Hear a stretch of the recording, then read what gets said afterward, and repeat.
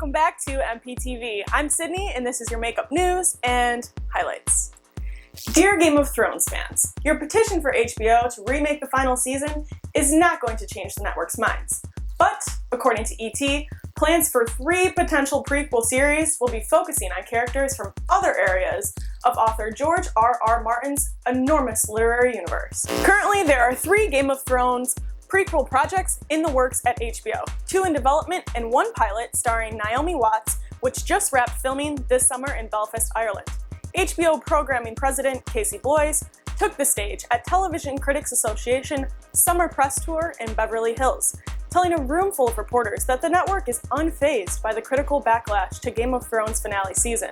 Bloys stated, "There are very few downsides to having a hugely popular show, but one I can think of is when you try to end it. Many people have big opinions on how it should end and how they should see these character stories coming to an end." The September horror film comes back with a vengeance, with more gore, more intense scares, and the promise of a lot of disturbing violence, which, in our minds, means great special effects makeups. Last week, the MPAA came out with the official R rating. So what can we expect from Pennywise this time around? According to MovieWeb, it probably won't come as much of a surprise to fans of It that the sequel will indeed be quite violent, particularly since the first film didn't hold back on its depictions of blood and mayhem. We also know that Bill Skarsgård, who plays homicidal clown Pennywise, has stated that in the second film, Pennywise will be even more vengeful and vicious than ever before. I don't know how that's possible, but let's see it. It seems that Chapter 2 will be a film in which all hell quite literally breaks loose. The It fans are sure to be bursting with excitement over that prospect. Returning director Andy Muschietti says this about methods of how Bill Skarsgård gets into his creepy clown character. Bill is ever intimidating in all makeup and costume, and he's like 6'6". He's not a method actor, but when he warms up, he generates a silence in the set that's terrifying. He lives in this little black tent, it's a big mystery, and suddenly you hear from the corner of the set, clown laughing, and that's him warming up the voice. And that's where everybody shuts the up. He comes in like a long shadow. I can't wait to see what the makeup department does with this one. It's no secret that this summer has been a hot one. So for those of you who wear makeup out there and are trying not to lose their face, we have a couple tips from Metro UK to help your skin look fresh and feeling protected. First and foremost, keep yourself hydrated. This is one of the most important things to remember during the summer. Not only does it keep your skin clear, but it keeps you cool. And everyone sweats, but sweating can clog your pores and wreak havoc on sensitive skin. If you're prone to breakouts and acne, it's important to get rid of any excess dirt and oil. So make sure to exfoliate a couple times a week to keep your skin fresh and dewy. And before you put on any makeup, don't forget the all-important Holy Grail, SPF. According to Revulist, artificial intelligence is changing the world as we know it. But did you know it's making improvements to the way we shop for makeup online? Atima Louis, a woman of a refugee father from East Africa, speaks about how much women of color consistently face exclusion when shopping for makeup.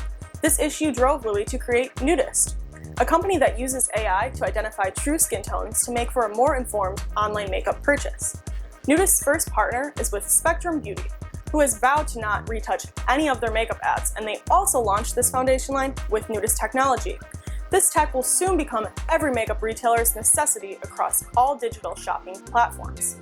Nudist does far more than just match skin tones though. Louis even stated herself, "Our technology at the end of the day is a color matching system. We've chosen to apply it to skin because that's our initial area of passion. That's also where the industry is really launching this technology.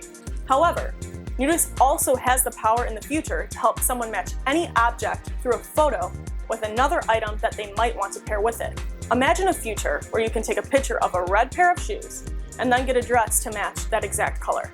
That's where we really are thinking big picture." She also stated, "Let me tell you about the psychological pain of shopping in this world, whether it's from trying to use technology that's biased and can't even recognize my face, something I deal with when it comes to AI and facial recognition, or looking for foundation. And it's like, wow, I'm not even seen, no one is considering me." But luckily, Nudist is looking to change that and encourage brands to broaden the skincare range for cosmetic products. See, some tech, like Nudist, is not trying to kill the human race. Or not yet, at least. Dot News announced that a new exhibition titled Face Value, Makeup, Art, and Identity will be at the Dorchester Art Project in Boston for the month of August. The show focuses on ways makeup can affect social, cultural, and political realities. Creator Emily Bass said, "The show treats makeup history as a social history. With this show, I was aiming to show something that people use every day, but then connect it to a social, political, and cultural framework. It will showcase art in mediums of painting, sculpture, photography, and even live drag queen performances. Yes, queen! The show will also walk us down memory lane to see the evolution of makeup and how its meaning has evolved. Bass wants the exhibit to show people that makeup can be used as a tool for activism, but also self-expression. Bass noted, "I think people a lot of the time use fashion, but then they leave out conversations of makeup or wigs or how people might turn their body into something they have more control over." She said, which is kind of what I really wanted to do with this exhibition.